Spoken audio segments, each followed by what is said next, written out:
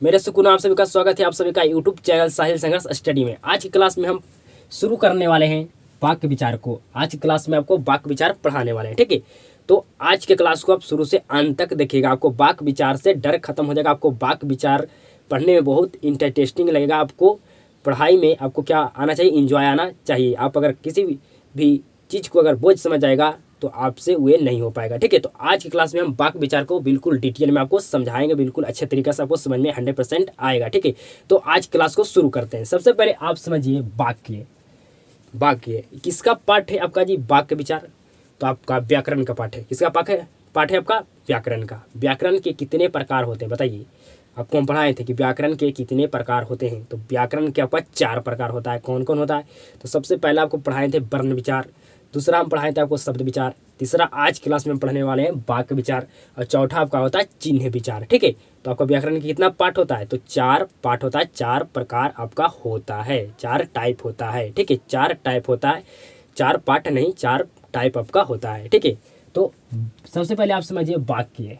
क्या समझिए? वाक्य आपका क्या होता है, इसके बारे में आपको पता होना चाहिए कि वाक्य क्या होता है।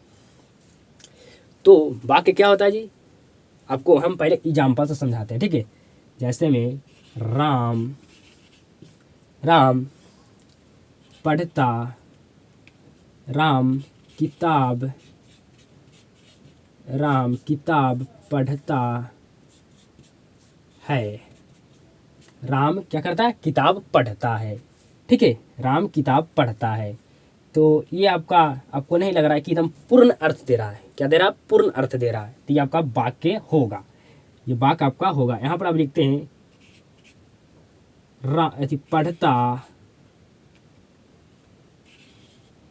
पढ़ता किताब राम है। पढ़ता किताब राम है। इस वाक्य, इस सेंटेंस में और इस सेंटेंस में आपको क्या फर्क पता चल रहा है? क्या आपको अंतर इसमें आपको लग रहा है बताइए?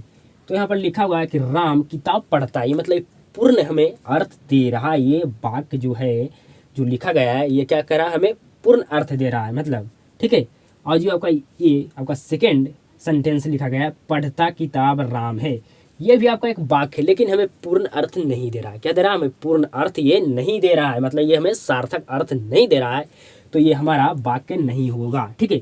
इस शब्दों का जो आपका समूह है, ये हमें क्या नहीं दे रहा है? हमें पूर्ण अर्थ नहीं दे रहा है, हमें मतलब सार्थक अर्थ नहीं दे रहा है। तो ये आपका वाक्य नहीं होगा। ये आपका वाक्य है, लेकिन हमें पूर्ण अर्थ देना चाहिए, वही हमारा क्या होगा? वाक्य होगा। हमें सार्थक अर्थ देना चाहिए। ये हमारा राम किताब पढ़ता है, ये हमें क्या कर रहा है? हमें सार्थक अर्थ दे रहा है, हमें पूर्ण अर्थ दे रहा है। आपको क्या होगा? आपका ये हो जाएगा आपका वाक्य ये है, ठीक है। अब इसका परिभाषा आपको, वाक्य को हम लिखकर आपको, वाक्य का परिभाषा क्या होगा आपको, अब तो आप लिख सकते हैं, हम आपको समझाएं, ठीक है। कि शब्दों का ऐसा समूह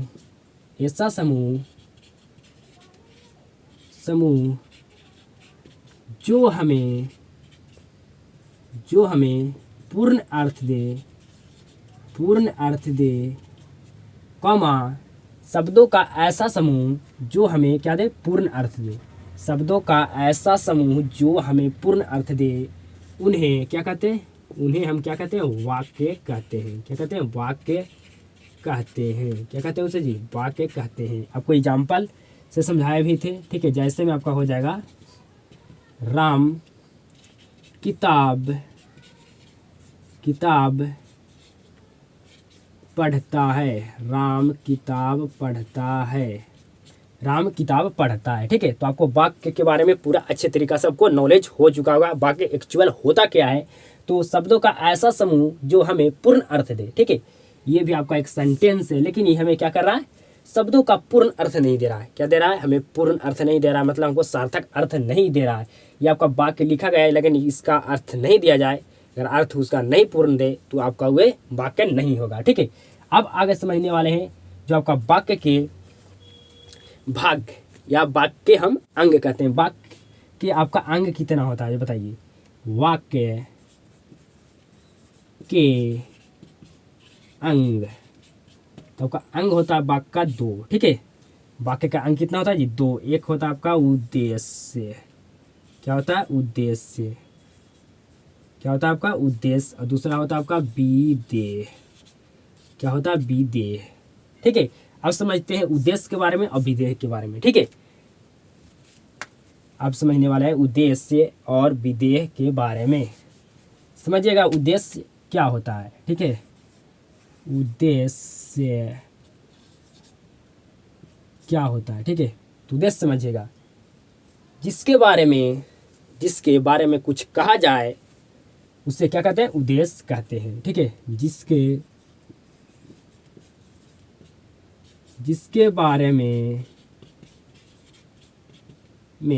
कुछ कहा जाए, जिसके बारे में कुछ कहा जाए, कॉमा उन्हें क्या कहते हैं? कॉमा उन्हें उद्देश्य कहते हैं, उद्देश्य कहते हैं, ठीक है। एग्जाम्पल से समझिएगा आप। जैसे आपका हो गया राम किताब पढ़ता है। राम क्या करता है? किताब पढ़ता है, ठीक है। तो आपका सब्जेक्ट क्या है जी? सब्जेक्ट अंग्रेजी में क्या कहता है? सब्जेक्ट। जो आपका राम है, जो आपका राम क्या होगा यहाँ पर? उद्देश्य होगा। आपको परिभाषा क्या लिखे? जिसके बारे में कुछ कहा जाए। तो यहाँ पर राम के बारे में नहीं कहा जा रहा है कि राम किताब पढ़ता है। यहाँ पर अगर मोहन रहता तो हमारा उद्देश्य क्या होता? मोहन किताब पढ़ता है। मोहन के बारे में ही तो कहा जा रहा है कि जिसके बारे में कहा जाए उसे क्या कहते हैं? उद्देश्य। तो यहाँ पर किसके बारे में कहा जा रहा है? कि राम जो क्या कर रहा है? पढ़ता है। तो यहाँ पर आपका उद्देश्य में क्या होगा? आपका उद्देश्य होगा यहाँ पर क्या? राम, ठीक है। अब समझते हैं विधेय। क्या समझते हैं? विधेय। विधेय, ठीक है। विधेय क्या होता है जी? विधेय क्या होता है? उद्देश्य के बारे में जो भी कहा जाए, कॉमा उन्हें क्या कहते हैं? उन्हें हम विधेय कहते हैं। क्या कहते हैं? विधेय कहते हैं, विधेय कहते हैं, ठीक है। विधेय कहते हैं। तो आपका यहाँ पर विधेय क्या होगा जी? तो उद्देश्य के बारे में जो भी कहा जाए उसे क्या कहते हैं? विधेय कहते हैं। तो उद्देश्य के बारे में क्या कहा जा रहा है? ये आपका उद्देश्य है राम। राम के बारे में क्या कहा जा रहा है? किताब पढ़ता है। तो आपका यहाँ पर विधेय क्या हो जाएगा? यहाँ पर विधेय हो जाएगा किताब पढ़ता है। ये आपका क्या है जी? ये आपका हो गया, क्या हो गया? आपका ये हो गया विधेय। क्या हो गया? आपका ये विधेय हो गया, ठीक है।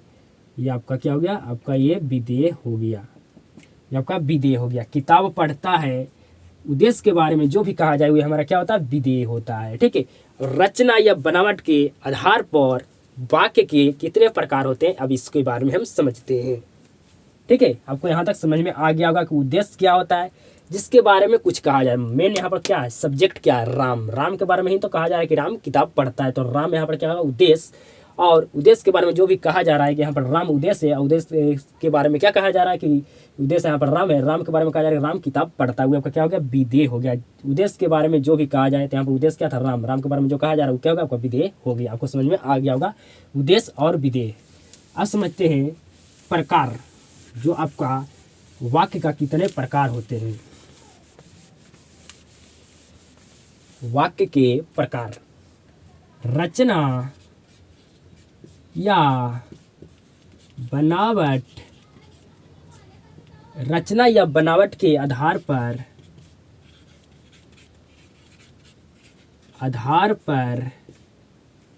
वाक्य के प्रकार, ठीक है। तो रचना या बनावट के आधार पर आपका वाक्य का कितना टाइप होता है जी? बताइए। तो आपका 3 टाइप होता है। कितना टाइप होता है? 3 टाइप होता है। आपका सबसे पहला होता है जो सरल वाक्य, ठीक है। सरल वाक्य, इसको हम साधारण वाक्य भी कहते हैं, ठीक है। दूसरा आपका होता है मिश्र वाक्य। क्या होता है? मिश्र वाक्य। दूसरा आपका होता है मिश्र वाक्य, तीसरा आपका होता है संयुक्त वाक्य। क्या होता है? संयुक्त वाक्य, संयुक्त वाक्य, संयुक्त वाक्य, संयुक्त वाक्य होता है। क्या होता है? संयुक्त वाक्य आपका होता है, संयुक्त वाक्य आपका होता है। ठीक है, पहला होता है आपका सरल वाक्य, दूसरा होता है मिश्र वाक्य, तीसरा होता है आपका संयुक्त वाक्य। ठीक है, समझते हैं पहले सरल वाक्य के बारे में, फिर समझेंगे मिश्र वाक्य के बारे में, फिर समझेंगे हम संयुक्त वाक्य के बारे में। तो सरल वाक्य क्या होता है इसके बारे में समझिए। सरल या साधारण वाक्य भी कहते हैं इसको। क्या कहते हैं? साधारण, साधारण या सरल वाक्य भी इसको हम कहते हैं, या इसको हम साधारण, साधारण वाक्य भी कहते हैं। सरल वाक्य या साधारण वाक्य भी कहते हैं। ठीक है, वाक्य इसको कहते हैं। ठीक है, तो सरल वाक्य क्या होता है? जिन वाक्यों में एक ही क्रिया हो, जिन वाक्यों में एक ही क्रिया हो, कॉमा, उन्हें सरल वाक्य कहते हैं या साधारण वाक्य कहते हैं। सरल वाक्य कहते हैं, वाक्य कहते हैं। एग्जाम्पल क्या होगा आपका? जैसे में, आपका जैसे में होगा, जैसे में आपका होगा बिजली चमकती है, बिजली, बिजली चमकती है, बिजली चमकती है। तो यहाँ पर बिजली क्या होती है? चमकती है, चमकती है। जो यहाँ पर क्या हो रहा है? आपका एक ही क्रिया हो रहा है। दूसरा आपका है वर्षा हो रहा है, वर्षा हो रहा है नहीं, वर्षा हो रही है, वर्षा हो रही है। ठीक है, तो हो रही है यहाँ पर एक ही क्रिया है वाक्य में, तो क्या कौन सा वाक्य होगा? सरल वाक्य होगा या साधारण वाक्य होगा। अब समझते हैं मिश्र वाक्य और संयुक्त वाक्य। ठीक है, मिश्र वाक्य और अब समझने वाले हैं संयुक्त वाक्य। आगे समझने वाले हैं मिश्र वाक्य और संयुक्त वाक्य। ठीक है, मिश्र वाक्य क्या होता है समझिएगा। जिन वाक्यों में एक से अधिक सरल वाक्य हो एवं मुख्य वाक्य और शेष वाक्य मुख्य वाक्य पर आश्रित हो, शेष वाक्य मुख्य वाक्य पर क्या हो? आश्रित हो, उन्हें क्या कहते हैं? उसे हम कहते हैं मिश्र वाक्य। ठीक है, एग्जाम्पल समझिएगा। मैं जानता हूँ कि यह कार्य आपसे नहीं होगा। ठीक है, तो ये आपका क्या है जी? आपका मिश्र वाक्य है। अगला समझने वाले हैं संयुक्त वाक्य। क्या समझने वाले हैं? संयुक्त वाक्य समझने वाले हैं। तो संयुक्त वाक्य क्या होता है समझिएगा। जिस वाक्यों में सरल अथवा संयुक्त वाक्य का मेल योजक और अथवा आदि अवयव द्वारा हो, उन्हें क्या कहते हैं? उन्हें हम कहते हैं संयुक्त वाक्य। क्या कहते हैं? संयुक्त वाक्य कहते हैं। ठीक है, तो अथवा आपको देखने के लिए मिले, और मिले, आदि मतलब और हो सकता है इसमें। ठीक है, गांव वाले जाते हैं और उन्हें बुला कर लाते हैं, तो आपको और देखने के लिए मिला। तो ये आपका कौन सा वाक्य है जी? तो आपका संयुक्त वाक्य है। क्या आपका है?